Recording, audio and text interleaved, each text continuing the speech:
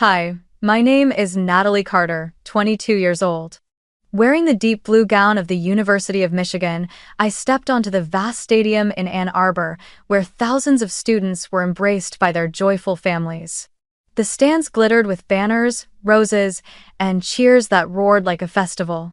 Yet, in the middle of that sea of people, where 3 seats should have been reserved for my family, there was only a cold, empty space. When the announcer called out, "Natalie Carter, Bachelor of Arts in Psychology," I walked onto the stage, my hands trembling as I held the diploma. Below the platform, camera flashes lit up endlessly, but none of them were directed at me. I walked down the steps to a wave of applause from strangers, with no familiar voices calling my name, no arms reaching to hold me. A moment that should have been the proudest of my life turned into nothing but a hollow performance, and I was merely a forgotten supporting character in my own story. This morning, I had woken up full of excitement, carefully doing my makeup and preparing for the ceremony. Then my phone buzzed, and a message from my mother cut through me like a cold blade. "Please understand, Vanessa just had a panic attack. We have to stay and calm her down." Just one blunt sentence, without an apology, without a word of encouragement.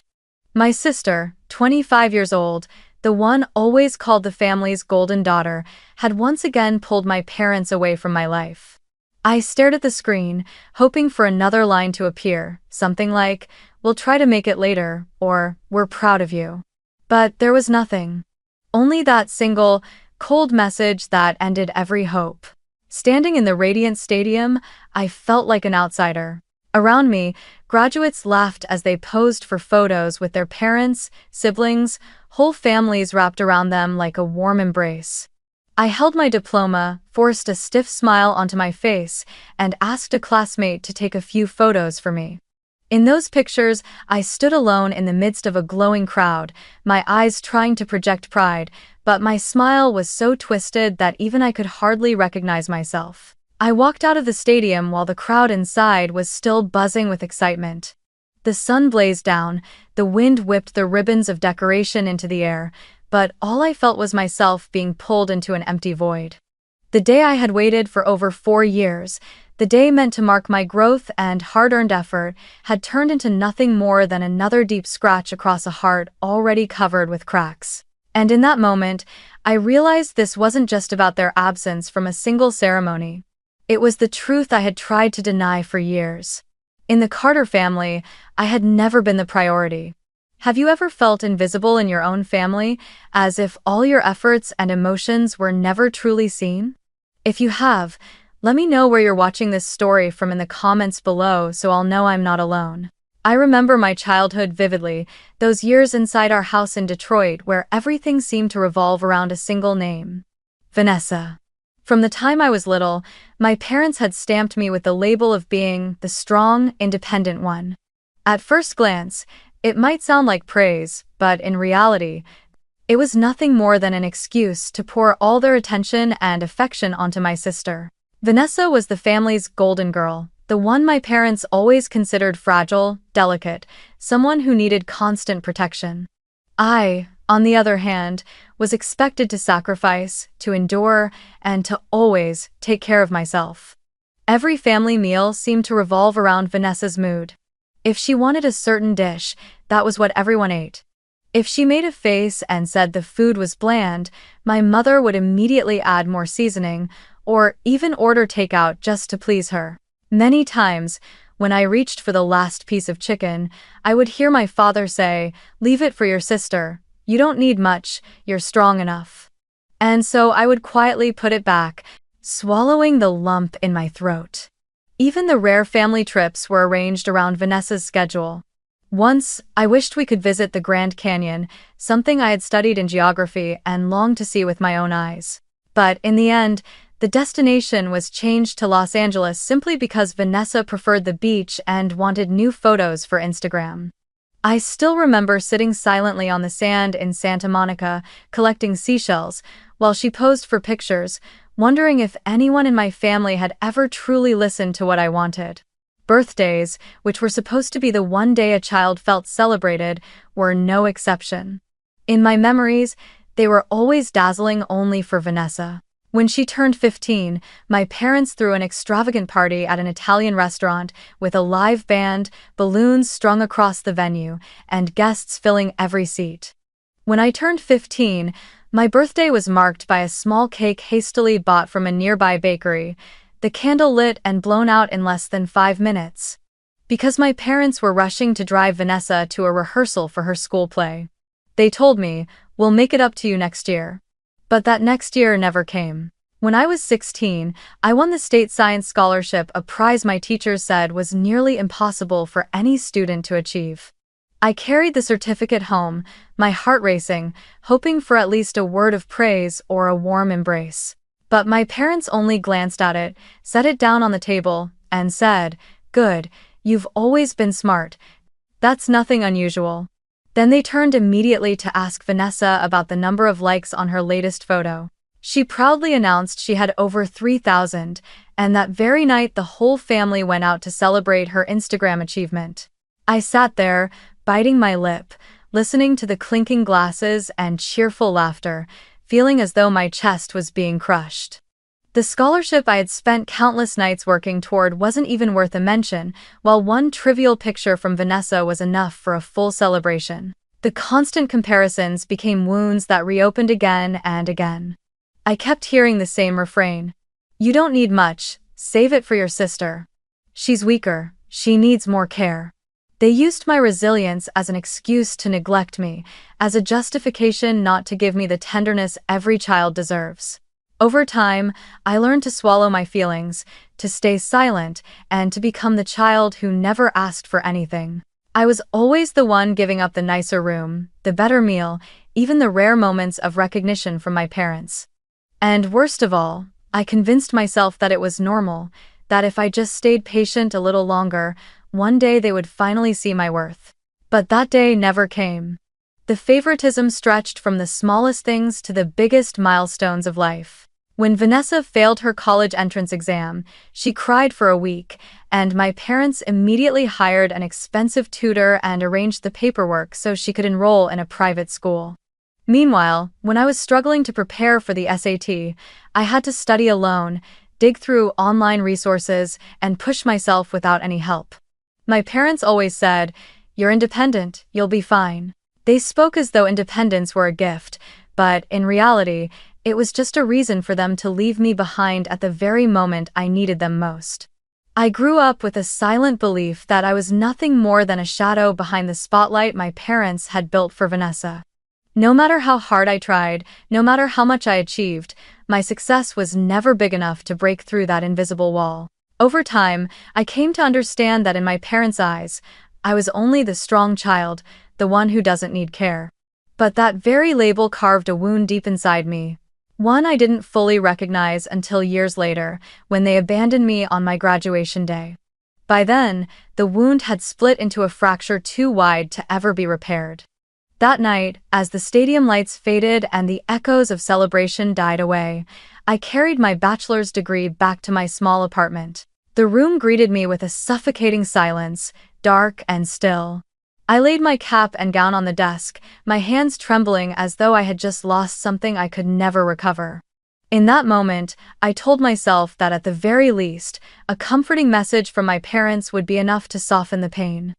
I unlocked my phone, my heart pounding with the last fragile thread of hope. The screen lit up with 2 short messages, so cold and detached that I had to read them over and over to believe they were real. The first was from my mother. "Sorry, honey. Vanessa had a breakdown after fighting with her boyfriend. You understand." The second came from my father. "We'll celebrate another day." Just 2 sentences, no congratulations, no words of pride, not even the slightest acknowledgement of the moment I had waited 4 years for. Every effort, every sleepless night spent writing essays, every hour of anxiety before exams, every tear shed in silence. All of it was reduced to a hollow apology and an empty promise. I collapsed onto the bed, clutching my phone as if it were the only thing holding me together, feeling like the entire world had turned its back on me. In my head, a question echoed one I had avoided for 22 years. Why was I always the second choice, or worse, not even a choice at all? I thought back to all the times I had tried to impress them, desperate for my parents to notice me. From the state science scholarship at 16, to the university research award, to the nights I worked extra shifts just to pay my own tuition, all of it had been brushed aside, dismissed as expected, because I was independent. Meanwhile, my sister Vanessa only had to shed a few tears over a trip that didn't go her way, a broken relationship, or a photo that didn't get enough likes.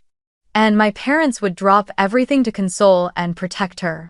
In that moment, I realized the unfairness I had endured wasn't just a family habit, it had been an invisible sentence hanging over me for 22 years.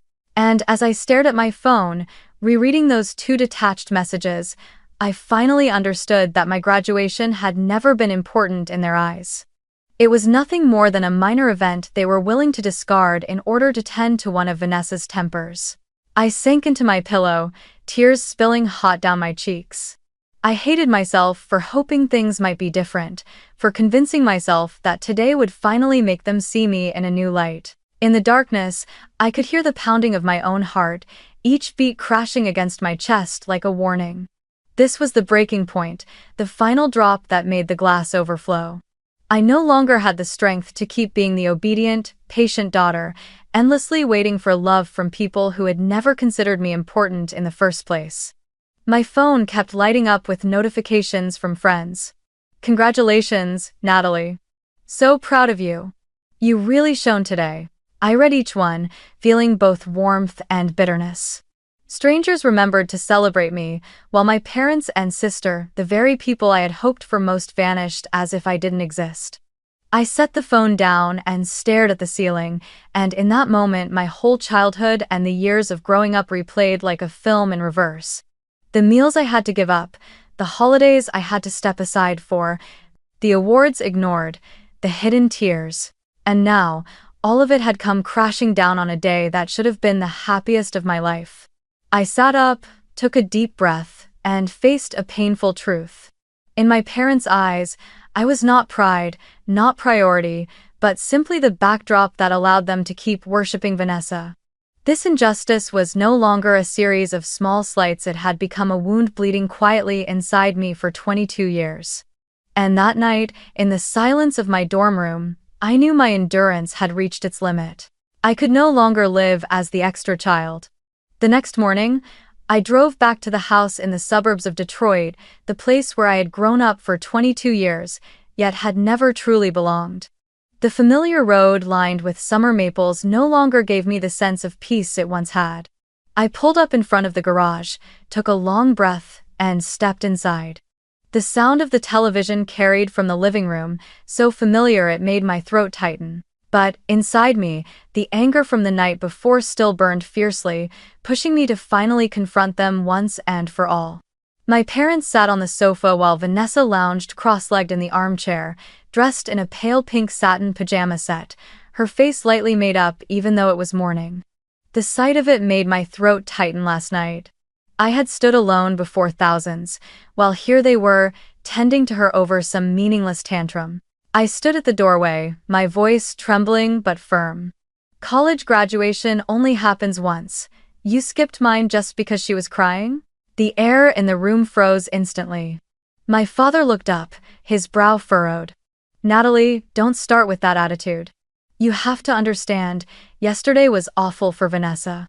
Vanessa immediately sighed, placing a hand over her chest as if she had survived some terrible ordeal. "I had a fight with my boyfriend. Do you know how painful that feels?" Her voice quivered, her eyes shimmering with tears as though a single blink would send them falling. "If you had a heart, you would understand why Mom and Dad had to stay with me." Istala here, anger erupting. "And what about my heart? My graduation, the one day that comes only once in 4 years, why didn't anyone think of me? Why are her feelings always more important than everything else, while I'm never even considered?" My mother cut in, her tone soft but laced with reproach. "Natalie, you're being selfish. Family means sacrificing for one another. Vanessa is more fragile than you. You're strong, you're independent, you should understand." I laughed bitterly, the sound echoing through the room, leaving the three of them stunned. "Strong? Independent? That's not a compliment, it's just the excuse you've used to neglect me for 22 years. Every time there's a conflict, you choose her. Every joy has to revolve around her. No matter how hard I've tried, it's never meant anything in your eyes. Vanessa furrowed her brows, her voice feigning softness but dripping with disdain. You always think of yourself as the victim. You have no idea the pressure I'm under. I'm the one expected to succeed, to look perfect, to be happy. One bad day for me is worth more of the family's concern than some ceremony you can just watch again on video. My fists clenched so tightly my nails dug into my skin as I struggled to contain the rage boiling inside me. What did you just say? That one bad day of yours is more important than a milestone I'll never live again. Do you even hear yourself? My father slammed his hand down on the table, his tone heavy and final. That's enough, Natalie. You're blowing this out of proportion. We'll celebrate later, so what's the big deal? You need to learn to think about the family. My mother nodded in agreement. Exactly. Would you really let one ceremony make you dismiss your family's love? You should know how to yield. Yield. That word cut into me like a knife. Memories came flooding back, the last slice of cake I had to give up for Vanessa, the family vacation rerouted for Vanessa, the awards forgotten because of Vanessa. While I swallowed my tears and pretended it was fine, this time I couldn't stay silent. My voice broke into sobs, echoing through the room like thunder. For 22 years, I've yielded enough.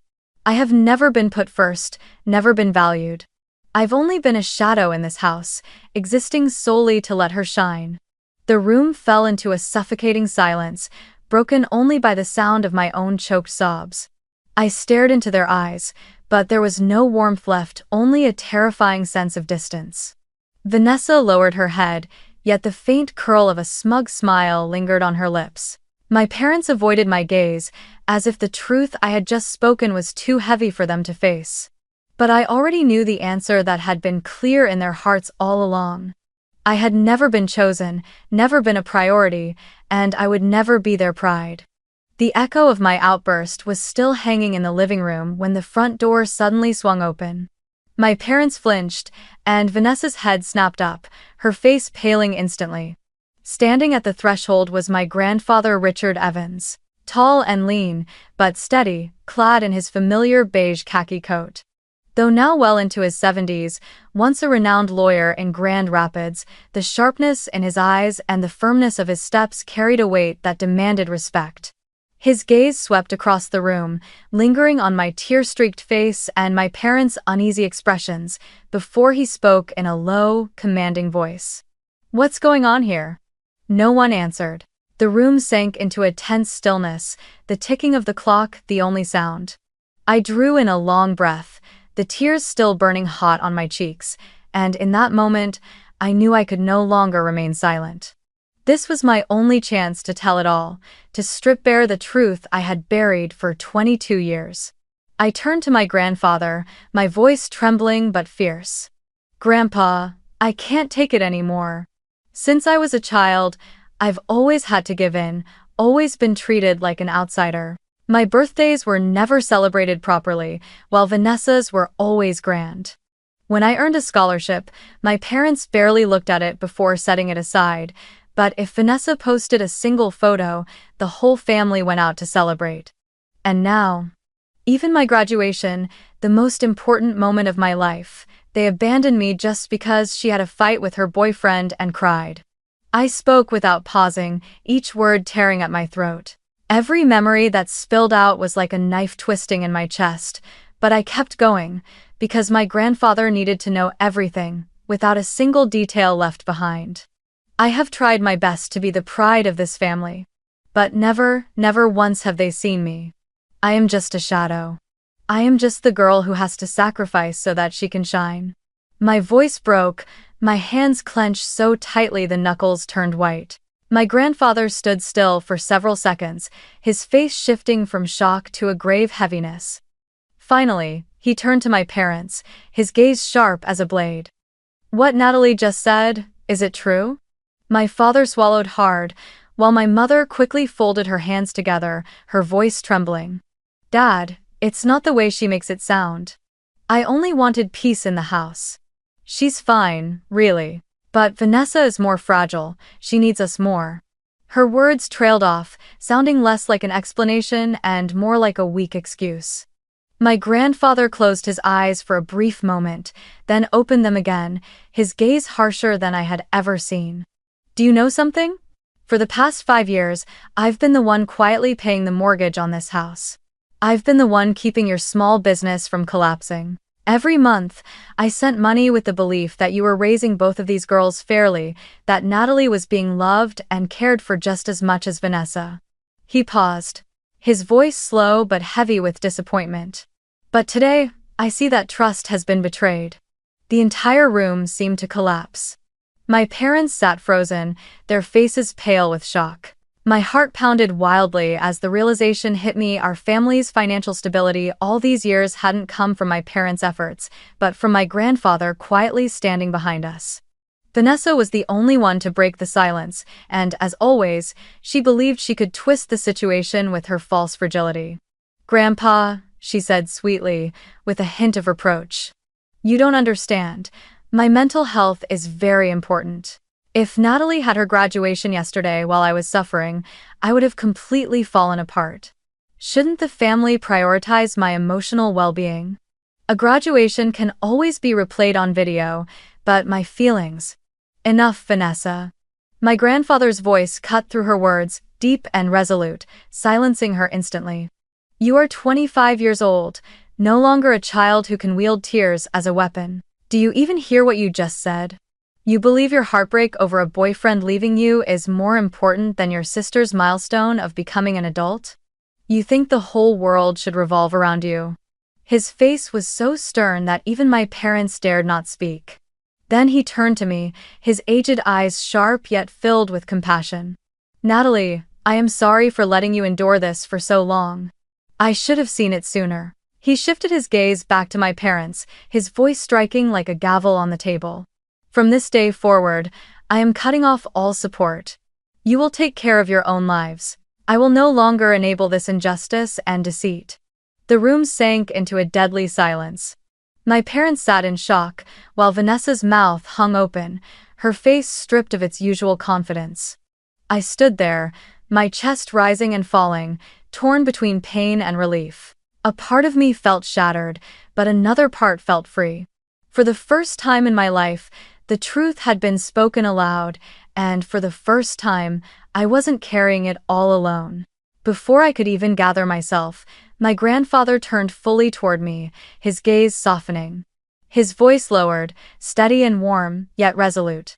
"Natalie, would you like to come live with me? My home in Grand Rapids will always have a place for you. You don't need to endure this injustice any longer." Oh, one. Hearing those words, my whole body trembled. For years, I had longed for someone to see me, to understand me, to offer me a way out. Now, it was truly happening. I nodded, tears streaming uncontrollably, each drop burning against my cheeks. "Yes, Grandpa, I want to." The words left my lips like a release. I was crying as I spoke, but this time, the tears weren't just from pain, they carried a spark of hope, a light finally breaking through the darkness. Immediately, my parents jumped to their feet, panic etched across their faces. My father rushed forward, his voice urgent.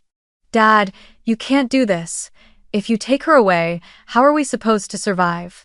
The company is struggling, this house is still under the bank's loan, we need your support."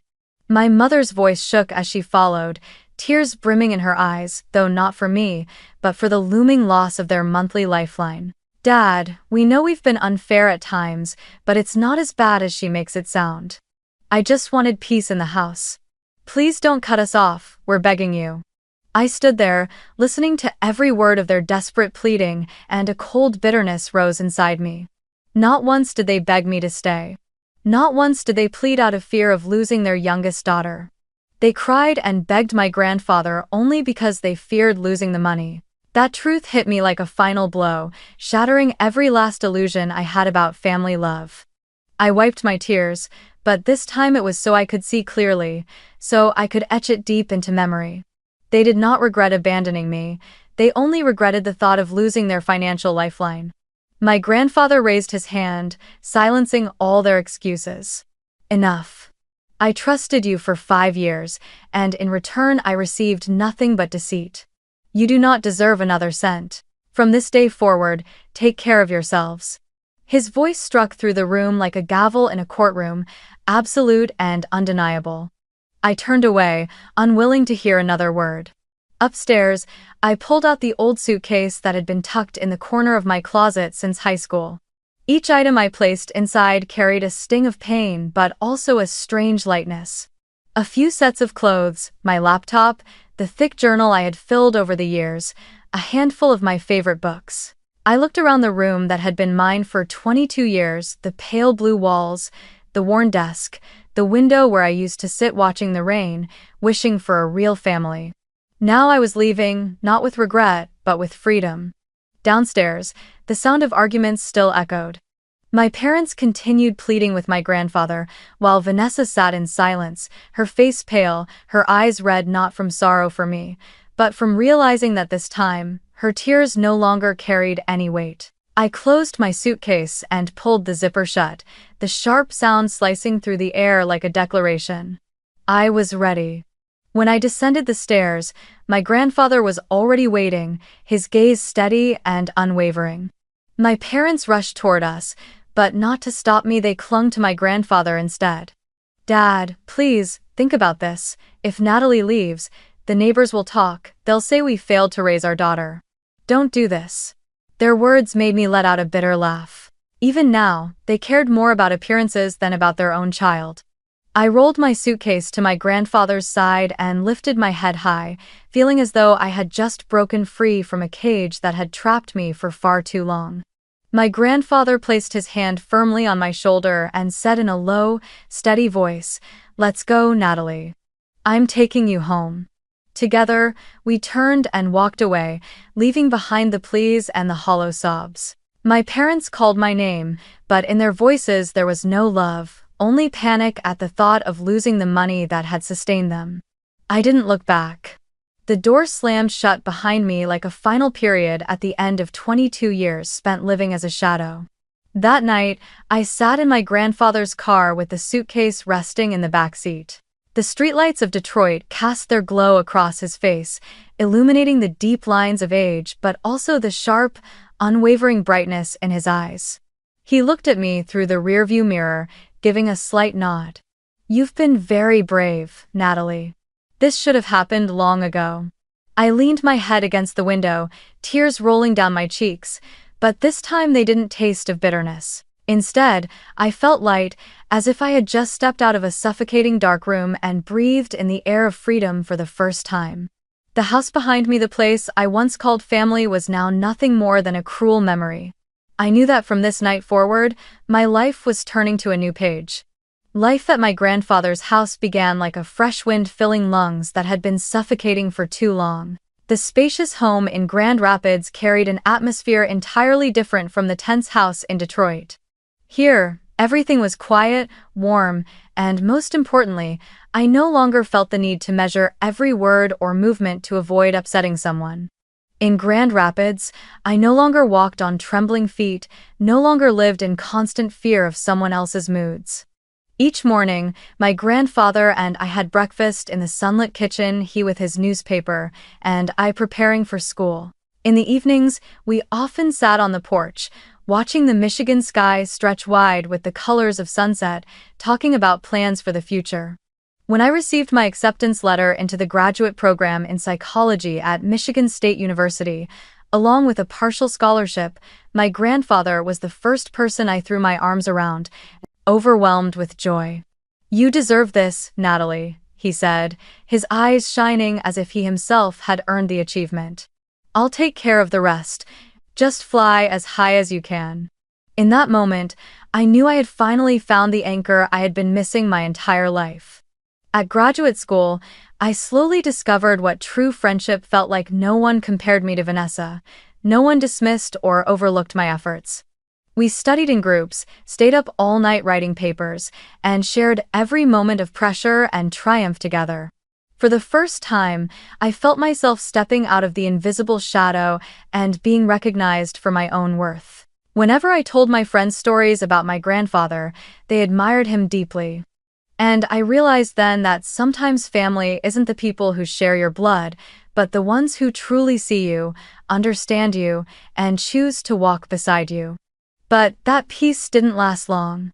Just a few days after I moved out, my phone began buzzing nonstop. Texts and calls from my parents flooded in, filled with apologies that sounded sweet on the surface but hollow underneath. "Natalie, we know we were wrong. We're family, come back home. Don't make your grandfather angry anymore." Then another. "I'm sorry, honey. I wasn't thinking clearly that day. Vanessa is fragile. I was afraid she might do something foolish."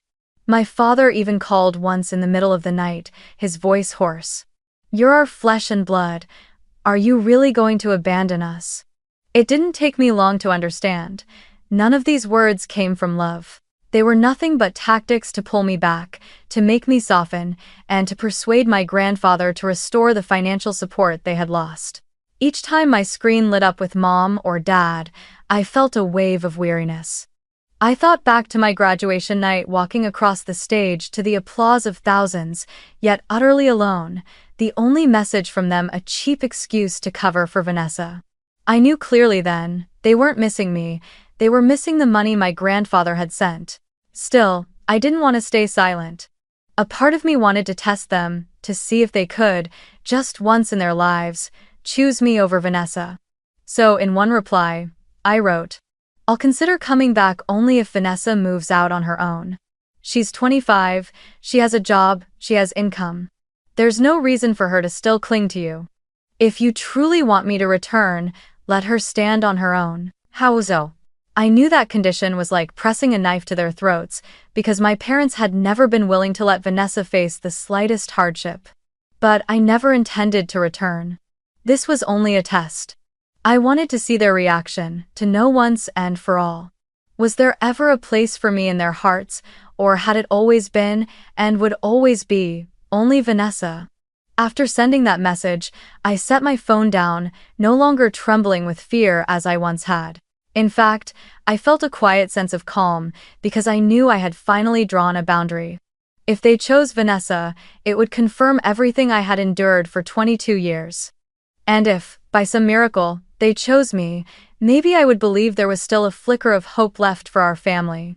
But deep down, I already knew the answer.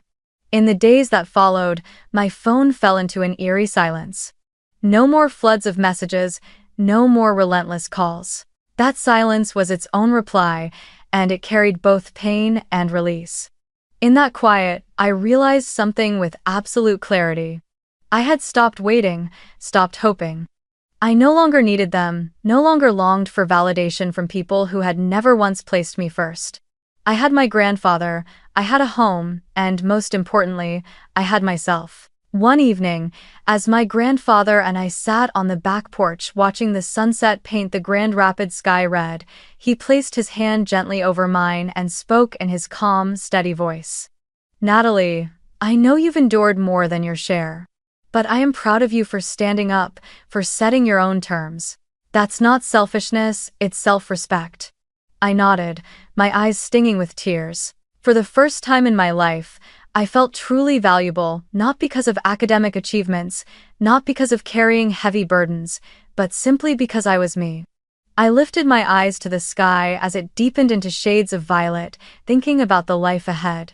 There would be hardships, there would be challenges, but at least I knew I had cut the heavy chains that bound me for so many years. I was no longer a shadow, but an independent person finally beginning to discover my true worth. And inside, I whispered to myself, I will never go back, never. One late summer afternoon, after my last class of the day, I walked out of the building with a heavy backpack slung over my shoulder. Golden sunlight stretched across the campus, students spilling out in laughter and chatter. I was about to head toward the parking lot when I froze. By the school gate, beneath the wide branches of a great oak, a familiar figure stood, arms crossed, sunglasses covering half her face. Even in her attempt to disguise herself, I recognized her instantly, Vanessa. My chest tightened, a bad premonition rising within me. I slowed my steps, considering turning away, but her voice cut sharply across the noise of the crowd. "Natalie, we need to talk." Students nearby turned their heads, some whispering to each other. I swallowed hard, then decided to face her instead of running. I had sworn to myself that I would never again let Vanessa trample me. As I walked closer, she pulled off her glasses, her cold eyes locking onto mine. "You really are selfish. Mom and Dad are nearly losing their minds because of you. Why would you set such a ridiculous condition? You knew they could never make me move out, but you forced them to choose anyway. Do you really want to tear this family apart?" Her voice rang high and sharp, deliberately loud enough for everyone around to hear. I felt the curious stares closing in, but instead of trembling like before, I answered calmly. "If you recall, that exact line was why you stole my graduation from me. You said if you weren't happy, then I couldn't be happy either. Now, I'm only giving back exactly what you sowed." Vanessa's face flushed red, her lips pressed tight and trembling with fury. You dare compare that to this ridiculous condition? I'm the one carrying the pressure. I'm the one who needs protection. And you're always pretending to be the victim." I smirked, the bitterness inside me hardening into something stronger. "You're right. I was the victim for 22 years, but not today. I won't let anyone, not even you, decide my worth ever again." Perhaps it was the calm in my voice that pushed Vanessa over the edge. She suddenly screamed and lunged at me, hands outstretched to shove hard. I stepped back, but this time I didn't yield. My hand shot forward, pushing back with enough force to make her stumble and nearly fall. The students around us froze, some gasping aloud. Years of pent-up suppression surged through me, and I was no longer the timid girl who endured in silence. I met her eyes squarely, my voice sharp as steel. "Don't ever think I'll stay quiet and let you do whatever you want." Vanessa shrieked again, this time reaching to grab my hair, but a group of my classmates quickly intervened. "Hey, what's wrong with her? Calm down." One boy pulled Vanessa back while a girl held me by the arm. My breathing came fast, my heart pounding, but beneath it was a surge of fierce satisfaction. For the first time, I hadn't backed down. For the first time, I had forced Vanessa to stop in her tracks before my resistance. Vanessa thrashed, trying to break free, spitting curses. "Traitor. You just want to tear this family apart. You'll regret this." But her voice grew shrill, out of place among the disapproving stares of the crowd. A few students raised their phones to record the scene. I caught the flicker of fear in Vanessa's eyes. She had always been obsessed with maintaining a flawless image on social media, and now, here at the school gates, that image was crumbling before everyone's eyes. I took one step forward, staring directly at the sister who had been the nightmare of my childhood. My voice was steady, each word carved into the ground like stone. "Vanessa, you've taken too much from me already. But this ends here. If you ever lay a hand on me again, I will call the police. And this time, you will be held accountable."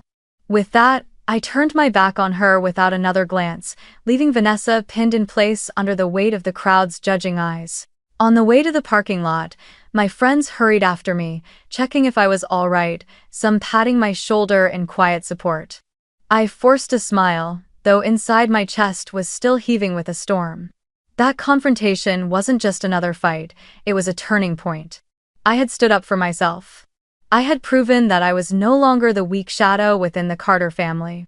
Vanessa could scream, she could curse, but the truth was that she had just been humiliated in front of everyone. And for me, that was the first real victory in reclaiming my worth. After such a fierce showdown at the school gates, I thought Vanessa would disappear for a while, or at least that my parents would try to smooth things over to save face. But only a few days later, while I was sitting in the library preparing for an essay, my phone buzzed again. A long message appeared on the screen, from the familiar group thread, Mom and Dad Family Group. My chest tightened with both curiosity and unease as I opened it. The first line hit me like a slap. "We've thought long and hard, and we choose Vanessa. You've become too cruel, Natalie. Don't ever come back." I froze, my eyes glued to the screen. The words that followed cut even deeper. All the effort we put into raising you is wasted. You are ungrateful, selfish, and only know how to cause division. We don't need a daughter like you anymore." Each sentence was like an icy knife, yet strangely, I didn't feel like I was about to shatter as I once would have. Instead, a strange emptiness spread through me, and then slowly transformed into a calm so steady it surprised even me. I read that message over and over. They weren't even trying to hide their choice. They declared outright that Vanessa was the priority, and I was nothing more than a burden, a waste. In that moment, I understood this was the final answer to the 22 years I had spent waiting. I had once believed that maybe one day they would realize, they would change, they would look at me with pride. But no, the truth was, they had never intended to choose me, and now they had finally said it out loud.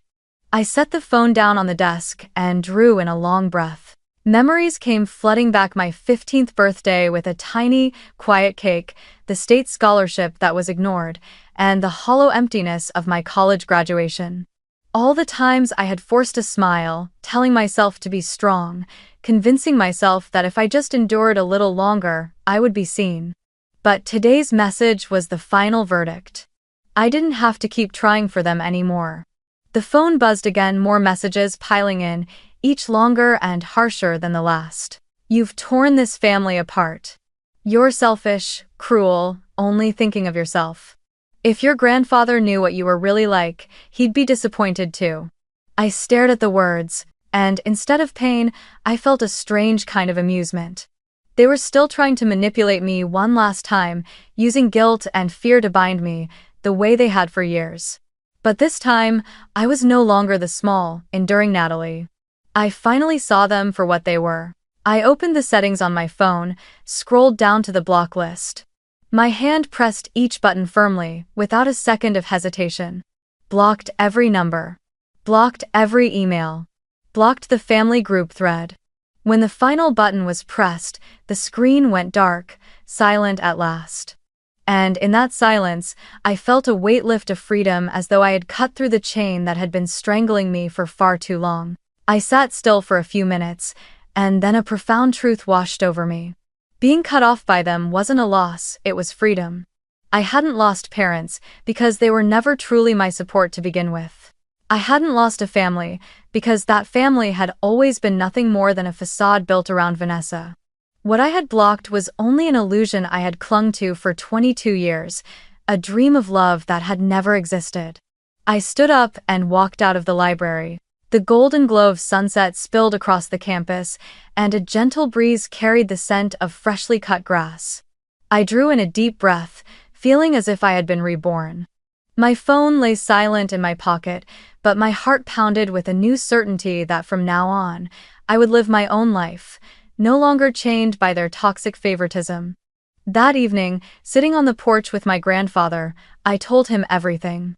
He only nodded softly, his eyes filled with pride and a trace of sorrow. "Natalie, sometimes blood family isn't the place where you'll find love and respect, but you had the courage to step away, and that's what matters. You're free now." I smiled, warmth spreading through me. He was right. I had lost one family, but at the same time, I had found a real one, beginning with my grandfather and with myself. In the months that followed, after I had blocked every line of contact with my parents and Vanessa, I was slowly building a new life. Meanwhile, in Detroit, the Carter family they had so proudly flaunted to neighbors began spiraling into collapse. After my grandfather cut all financial support, my parents' small accounting firm couldn't hold out much longer. Contracts dried up, employees left one by one, and eventually, the company went bankrupt. The house that once glowed with lights during Vanessa's parties grew cold and silent, a for sale sign planted in the front yard like an epitaph to the so-called perfect family. Bye. I heard from a few old acquaintances that my parents were slowly being shunned by the neighbors. People whispered about their favoritism, about how they had lost the trust of their own kin. The Carter family, once mentioned as a model household in the neighborhood, was now nothing more than a subject of pity and gossip. Vanessa, who had always lived sheltered and dependent, was eventually forced to move out and fend for herself. I wasn't sure how she managed, only that her social media posts became fewer and fewer, no longer filled with glamorous images but replaced with vague complaints. Some said she had found a regular job, nothing like the luxury she flaunted before. When I heard this, I simply smiled. It wasn't joy at someone else's suffering, it was a long-delayed fairness, life finally forcing them to face the reality I had endured long ago. Time passed, and I grew stronger in my new life. Whenever stress from coursework weighed me down, I remembered my grandfather's words. Don't forget, you don't have to prove yourself to anyone. You study because you want to, because of your own worth. That unwavering trust was the guiding light that carried me through each challenge. And then, at last, the important day arrived, my graduate school commencement. That morning, I slipped into the deep green gown of Michigan State University, adjusting the cap carefully. As I entered the auditorium, the music swelled, but this time my heart wasn't heavy like it had been 4 years earlier. I glanced toward the audience and immediately found my grandfather's eyes. He sat proudly in the front row, holding a bright bouquet of sunflowers. Beside him were the close friends I had shared my graduate years with, each waving signs with my name, cheering at the top of their lungs. I smiled, my eyes blurring with emotion, when the announcer's voice rang out. Natalie Carter, Master of Arts in Psychology. I walked across the stage to the sound of thunderous applause. But unlike before, this time I truly felt surrounded, truly seen. I was no longer the daughter standing silently in a crowd before 3 cold, empty seats. I was myself, Natalie Carter, who had stood up, stepped out of the shadows, and found her real family. I accepted my degree, bowed in gratitude, then turned and smiled at my grandfather. That smile was no longer strained, no longer bitter, but the smile of freedom and happiness. In that moment, I knew I had completed the journey. From a child overlooked in her own home, to a woman grown, free, and secure in her own worth. When the ceremony ended, I stood among my friends and my grandfather, surrounded by laughter and voices of joy. And in my heart, I sent out a message to anyone listening to this story. Sometimes, to find your true worth, you must dare to let go of blood ties and seek the family you choose. I lost one family, but I also found a real one. Thank you for listening, and I'll see you in the next story.